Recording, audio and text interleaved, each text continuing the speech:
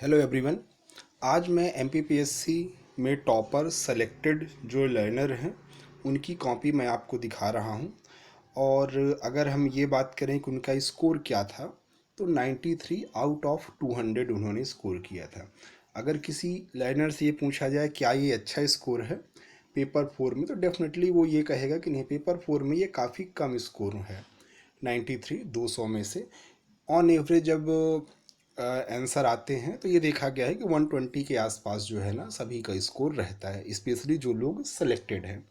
लेकिन ये कॉपी दिखाने का तात्पर्य ये है कि आप ये जान सकें कि अगर हम टेस्ट प्रैक्टिस वगैरह कर रहे हैं, वहाँ पे अच्छे नंबर नहीं आ रहे हैं, इसका मतलब ये नहीं कि मुख्य परीक्षा में भी आपके कम नंबर आएंगे। सभी कोचिंग वाले बहुत ज़्यादा नंबर काटने की कोशिश करते हैं, लेकिन आप जो भी अभी स्कोर कर रहे होंगे उससे ज़्यादा ही आपके मुख्य परीक्षा में स्कोर होंगे अगर पेपर का लेवल वही रहा। तो आइए देखते हैं कि जो टॉपर्स होते हैं किस प्रकार आंसर लिखते हैं और साथ में क्या क्या सुधार और किया जा सकता है।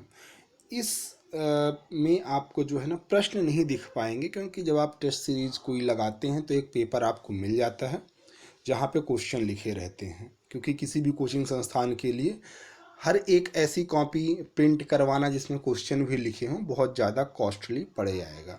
तो क्वेश्चन का एक पेपर मिलता है और एक सैम्पल कॉपी आपको मिल जाए, लेकिन आंसर देख कर के भी हम क्वेश्चन समझ सकते हैं। जैसे कि यहाँ पे पहला प्रश्न आपको समझ में आ रहा होगा, ये है, इसमें हमें कमेंट करना था वस्तुनिष्ठता के बारे में कि वस्तुनिष्ठता क्या है। ये 3 मार्कर थे, ठीक है। तो यहाँ पे ये देखिए कि वस्तुनिष्ठता क्या है। तो वस्तुनिष्ठ कारणों के आधार पर निर्णय करना, अर्थात व्यक्ति की मानसिक चेतना व पूर्वाग्रहों से परे हटकर निर्णय करना ही वस्तुनिष्ठता है। उदाहरण नियुक्ति, पदोन्नति इत्यादि। काफ़ी अच्छा आंसर लिखा है। फिर भी यहाँ पे एक चीज़ और इन्होंने कमेंट किया, योग्यता आधारित निर्णय भी आप यहाँ लिख सकते हैं। 2.5 नंबर इन्हें मिले हुए हैं, मेरे ख्याल से काफ़ी अच्छा स्कोर है। दूसरा प्रश्न रहा होगा लोकायुक्त। तो यहाँ पे 2 नंबर मिलने के कारण ये था कि अगर ये इसका मेंशन कर देती कि सर्वप्रथम 1971 में लोकायुक्त नामक संस्था जो है ये महाराष्ट्र से चालू हुई, तो अधिक नंबर मिल सकते थे। ओवरऑल अच्छा है कि लोकायुक्त की नियुक्ति प्रत्येक राज्य में की जाती है।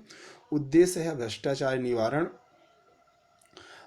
नियंत्रण हेतु। मध्य प्रदेश के पहले लोकायुक्त पीवी दीक्षित थे और मध्य प्रदेश लोकायुक्त अधिनियम 1982 में लाया गया था। ये शायद 1981 है, ऑब्जेक्टिव में तो 81 ही लिखा रहता है, ध्यान रखिएगा।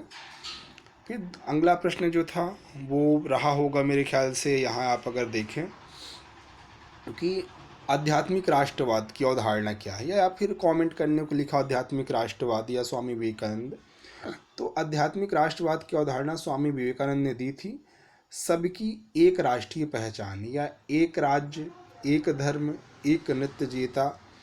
इसके अनुसार राष्ट्र का आधार धर्म होगा। राष्ट्रवाद हेतु युवा शक्ति को महत्वपूर्ण माना। काफ़ी अच्छा आंसर है, 1.5 नंबर आपको मिले हुए हैं। अगला है आचार संहिता में प्रश्न पूछा गया होगा। तो आचार संहिता समाज द्वारा मान्यता प्राप्त मूल्यों का समुच्चय है। साथ में यह भी आप लिख सकते थे कि all India service code of conduct 1950 में भी आचार संहिता का वर्णन है।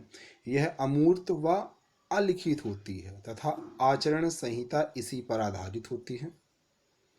इसे नैतिक संहिता भी कहते हैं। ओके, 2 नंबर इस पे मिले हुए हैं। आगे है ई गवर्नेंस में भी 2 नंबर मिला हुआ है। सॉरी, पारदर्शिता से क्या आशा है। क्वेश्चन ये पूछा होगा कि पारदर्शिता से क्या आशय है या पारदर्शिता क्या है। तो कार्यों के खुलेपन से है, अर्थात किए गए कार्य, प्राप्त किए गए लक्ष्यों तथा प्रक्रिया को जनता के समक्ष खुले तौर पर रखना।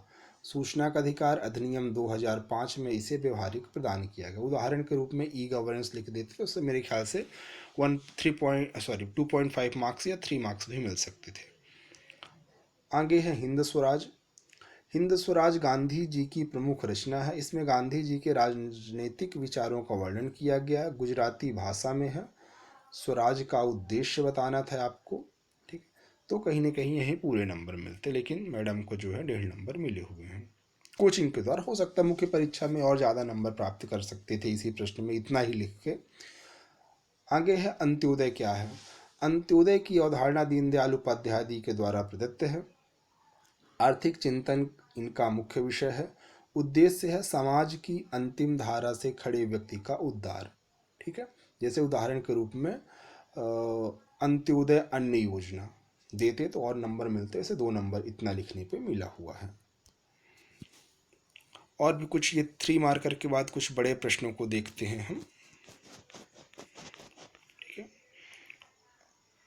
अब जैसे है, हो सकता है गुरु नानक देव जी के बारे में आया। गुरु नानक देव जी के बारे में क्या प्रश्न पूछा गया है ये नहीं बता सकते, लेकिन उत्तर देखिए किस प्रकार लिखा गया है। जैसे गुरु नानक देव मध्यकालीन इतिहास के महान संत, दार्शनिक तथा समाज सुधारक थे। ये 6 अंकों का प्रश्न है, 150 शब्दों में आपको लिखना है। तो मेरे ख्याल से इंट्रो इतना हो चुका है। फिर आगे प्रमुख नैतिक शिक्षाएं इनकी क्या हैं। तो देखिए, हमेशा जो है इस तरह से आप जो पॉइंट दे दें, साथ में अंडरलाइन करें, उसके नीचे ना लिखें ताकि कॉपी थोड़ा भरी भरी आपको लगे, क्योंकि कम शब्दों में कॉपी भी तो भरना रहता है ना। एक ईश्वरवाद, एक ईश्वर के अस्तित्व को मानना। उनका मानना है कि राम और रहीम एक हैं। परमात्मा के लिए ही राम, रहीम, अल्लाह का प्रयोग किया गया है। ठीक है। मूर्ति पूजा का उन्होंने विरोध किया। वे कबीर की भांति निराकार ईश्वर को मानते थे। उनका मानना था कि ईश्वर को किसी मंदिर या मस्जिद तक सीमित नहीं किया जा सकता।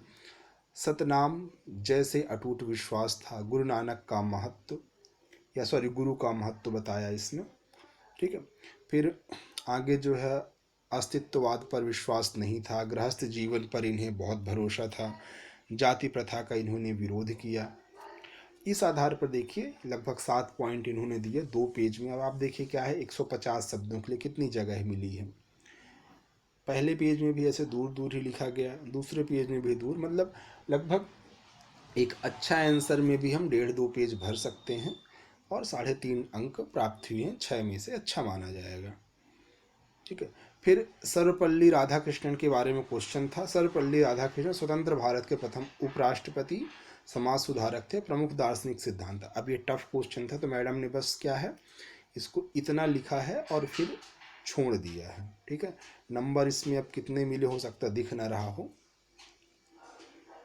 आगे एक प्रश्न था रविन्द्रनाथ टैगोर। ठीक है।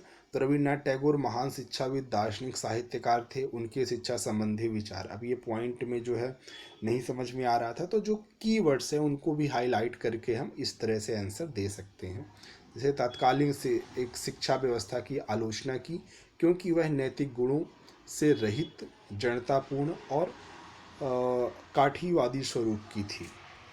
जो कीवर्ड्स हैं उसको अंडरलाइन कर दिया गया। उन्होंने शिक्षा के ग्रामीण परिवेश का समर्थन किया, क्योंकि वह बाहरी वातावरण भौतिकवादी है।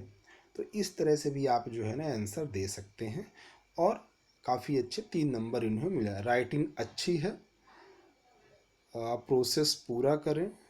ठीक है, राइटिंग वगैरह तो आपको दिख ही रही होगी, अच्छी होंगी। फिर आगे ये है सत्यनिष्ठा, फिर से प्रश्न आ रहा होगा 6 नंबर में। तो इस तरह से बहुत सारी चीज़ें जो हैं लिख दी गई हैं और बस इसमें ख़त्म कर दिया गया। प्रशासन उपयोगिता वगैरह दिखा दी गई है। तो ओवरऑल ये कॉपी मैं आपको टेलीग्राम चैनल में भी डाल दूंगा। उद्देश्य ये बताना नहीं है कि उन्होंने क्या लिखा है, उद्देश्य ये बताना है कि अगर टेस्ट में आपके अभी कम नंबर आ रहे हैं तो भी अगर अच्छे से मेहनत की जाए, पेपर कंप्लीट कर दिया जाए, आप उत्तरों को देखिए, एवरेज मार्क्स मिलते हैं। मेरे हिसाब से जो मेरा एक्सपीरियंस है वो ये कहता है कि आपने अगर पूरा पेपर कंप्लीट किया और पूरा पेपर कंप्लीट करेंगे तो सिंपल सी बात है, जो क्वेश्चन है वही लिखेंगे। ऐसा तो है नहीं कि कुछ भी लिख कर चले आएंगे। जो आदमी पीएससी की तैयारी कर रहा है उसको इतना नॉलेज ज़रूर हो जाएगा कि वह उत्तर को लिख के आएगा। तो ऑन एवरेज अगर 50% भी मार्किंग हो रही है तो आप डेफिनेटली इंटरव्यू के कॉल तक पहुंच सकते हैं। ठीक है। मेरे हिसाब से जिसकी राइटिंग अच्छी है उसको थोड़ा सा एडवांटेज ज़रूर मिल रहा है, क्योंकि आप यहाँ पे अगर सारे आंसर को पढ़ेंगे तो बहुत ज़्यादा अच्छा एक्स्ट्रा ऑर्डिनरी आपको नहीं चीज़ें नहीं दिखेंगी, एवरेज ही लिखा गया है। बट राइटिंग क्योंकि मैडम की अच्छी थी तो आगे जाके क्वालिफाई भी हुई हैं और आज एक अच्छी पोस्ट पे प्राप्त है। शायद नया तहसीलदार मिला हुआ है उनको पद। तो चलिए अन्य टॉपरों की कॉपी मैं आपको समय समय पर दिखाते रहूँगा। अगले वीडियो में मिलते हैं। चैनल को सब्सक्राइब करिए। Thank you. बाय।